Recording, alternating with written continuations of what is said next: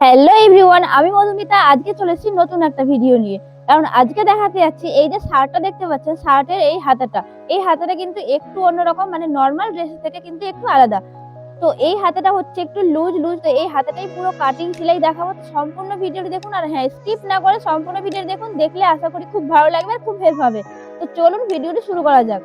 তো প্রথমে আমি এই লাইনিংটাই কাটছি, কারণ এই লাইনিং আমার দাগগুলো ঠিক বোঝা যাবে, মানে একদম ক্লিয়ার বোঝা যাবে। তারপরে আমি ছাপ তুলে মেন কাপড়ে কেটে নিব।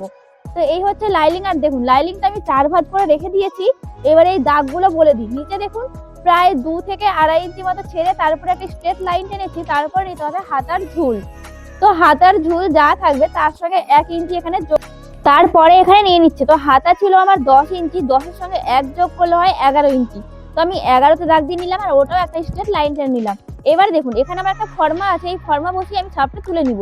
আপনারা যেমন হাতার ড্রয়িং করেন তেমন ভাবে করতে পারেন, অথবা আপনি যদি আমার মতো এরকম ভাবে ফর্মা তৈরি করতে চান তাহলে আমার এই ভিডিওর লিংক কিন্তু ডেসক্রিপশনে দেওয়া আছে, অথবা আমাকে কমেন্ট করবেন, আমি সেখানে গিয়ে আপনাকে দিয়ে দিব। এই হাতার ফর্মা থেকে কিন্তু আপনি সব ধরনের হাতা তৈরি করতে পারবেন। সব ধরনের, মানে সব ধরনের কুচি হাতা, ঘটি হাতা, নর্মাল সব রকম হাতা। শুধুমাত্র এই ফর্মা বসিয়ে জাস্ট ড্রয়িংটা করে নিতে হবে। তো অবশ্যই আমাকে কমেন্ট করবেন, সেখানে আমি এই লিঙ্কটা দিয়ে দিব। তো দেখুন উপরে জাস্ট শুধুমাত্র উপরের আমি দাগটা তুলে নিলাম, নিচের দিকে কোনো রকম না, শুধুমাত্র উপরের দিকে আমাকে দাগ তুলতে হবে। এবারে সামনের পার্টের আর পেছন পার্টের আমি মাপটা এখানে নিয়ে নিতে হবে, কারণ যাতে হাতাটা একবারই পারফেক্ট হয় সেই কারণে। তো দেখুন এখানে আমি পি দিয়ে পেছন পার্ট লিখে নিলাম। তারপরে উপরে যেহেতু পুট লাইন সেলাই করতে 1/2 ইঞ্চি চলে যাবে, সেই কারণে 1/2 ইঞ্চিতে দাগ দিলাম। তারপরে 1/2 ইঞ্চি নিচে অবধি দেখুন এরকম ভাবে ঘুরিয়ে ঘুরিয়ে আমার মাপটা নিয়ে নিতে হবে। আর দেখুন এখানে যেরকম ভাবে আমি মোহরা শেপটা কাটিং করেছি একদম ধার দিয়ে কিন্তু মেপে নিচ্ছি। তো এখানে মেপে নিলাম। মাপার পরে হলো 10 ইঞ্চি থেকে 2 লাইন বেশি, মানে 10-25। তো এখানে আমি পি দিয়ে 10-25 করে লিখে নিচ্ছি। দেখুন 10-25 মানে 10-এর পরে 2 লাইন। তো এটা হলো পেছন পার্ট। এবার সামনের পার্টের জন্য দেখুন এস দিয়ে আমি লিখে নিলাম। এবার সামনের পার্টে যে ফরম্যাটে ছিল সেই সামনের পার্টে আমি এস দিয়ে এটা হচ্ছে। এবার দেখুন এখানে কিন্তু ওই উপরে 1/2 ইঞ্চি ছেড়ে, মানে 1/2 ইঞ্চি যেহেতু পুট লাইন সেলাই চলে যাবে সেই কারণে 1/2 ইঞ্চি ছেড়ে পুরোটা মেপে নিচ্ছি। তো এরকম ভাবে হালকা হাতে ফিতাটা ঘুরিয়ে ঘুরিয়ে জাস্ট মাপটা করে নিতে হবে। তো এখানে দেখুন এখানে হচ্ছে আমার 2 লাইন কম 11, মানে হচ্ছে 10-75। তো যেটা আমি এস দিকে লিখে রেখেছি সেখানে আমি লিখে দিচ্ছি 10-75, মানে হচ্ছে 11.5 ইঞ্চি। তো হয়ে গেল, এই দুটো দাগ বেরিয়ে গেল। এবারে যে এই যে উপরে রাউন্ড শেপটা আছে সেই শেপটাতে দেখুন একটা দিতে হবে 10-25 আর একটা দিতে হবে 10-75, মানে 11.5-তে। তো মাপটা কি করে নিচ্ছি দেখুন, এই গোড়ার দিক থেকে ফিতাটা এরকম করে ঘুরিয়ে ঘুরিয়ে যেখানে 10-25 হচ্ছে সেখানটায় আমি 10-25-এ দাগ দিব। আর যেখানে 10-75 মানে 11.5, তো এখানে দুটো দাগ আমার বেরিয়ে যাবে, একটা 10-25 একটা 10-75। আর হ্যাঁ, এখানে কিন্তু একটাই শেপ দিয়ে করতে হয়, মানে সামনের পাটে আলাদা পেছন পাটে আলাদা কিন্তু না, মানে এখানে কোনো রকম তালপাট শেপ দিতে হবে না। তো দেখুন এখানে যে দুটো দাগ বেরোলো সেই দুটো দাগের মিডিলে একটা দাগ দিতে হবে। তারপরে তার থেকে ভিতরে আবার 1/2 ইঞ্চি ভিতরে একটা দাগ দিয়ে নিচ্ছি, কারণ যেই ড্রেসের জন্য আমি হাতাটা করছি সেখানে বাড়তি কাপড় নিয়েছিলাম শুধুমাত্র 1/2 ইঞ্চি। তো 1/2 ইঞ্চি কিন্তু ভিতরে দাগ দিয়েছি, বাইরে না কিন্তু, ঠিক আছে। এবারে নিচের দিকে নিতে হবে মুহুরির মাপটা। তো মুহুরি যা ছিল তার সঙ্গে 6 যোগ করেছি। এখানে আমার হাতের মুহুরি আছে 10 ইঞ্চি, 10 তার সঙ্গে 6 যোগ করলে হয় 16। তো 16-এর হাফ করলে হয় 8 ইঞ্চি। তো দেখুন 8 ইঞ্চিটা দাগ দিয়ে নিয়েছি।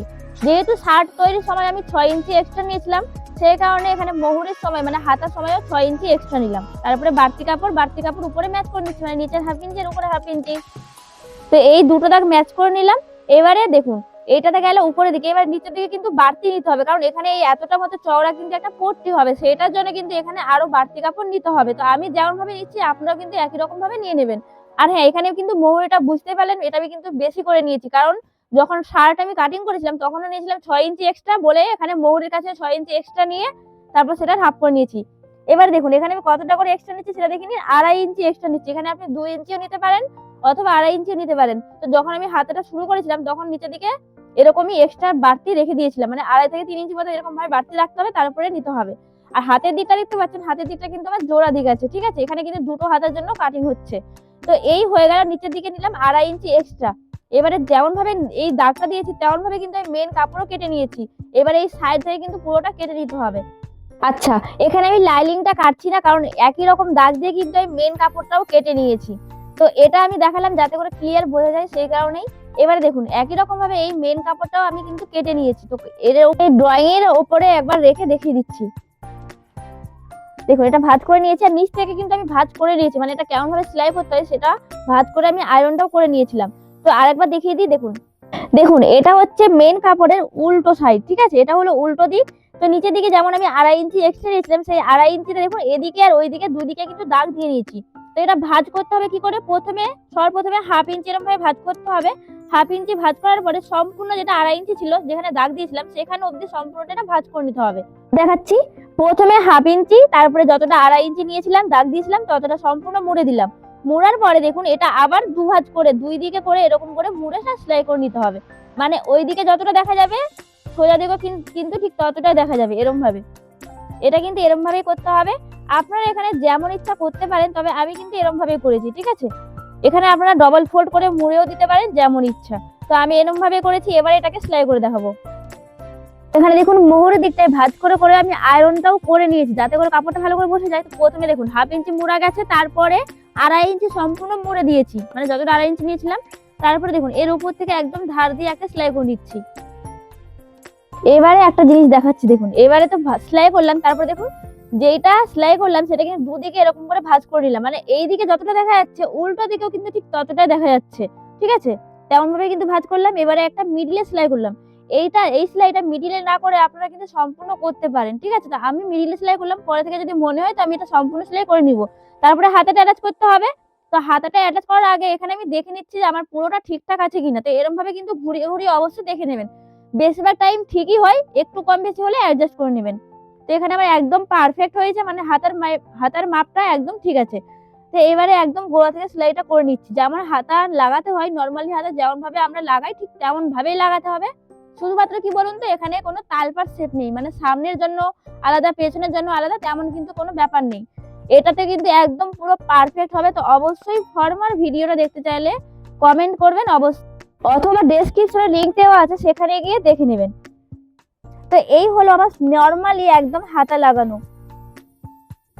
তো দেখুন এখানে আমার হাতা লাগানো হয়ে গেল। এবারে দেখাবো ফিটিংস করা। তো হাতাটা একদম পুরো পারফেক্ট ভাবে আমার সম্পূর্ণ হয়ে গেছে।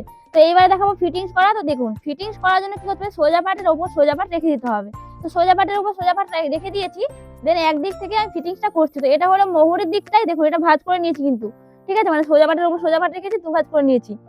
দেন যেমন ফিটিংস করে, তো ফিটিংসের জন্য কি বলেছিলাম 1/2 ইঞ্চি কিন্তু আমি এক্সট্রা রেখেছিলাম, সেটা মোহরের দিকেও আর মেন কাপড়েও, ঠিক আছে।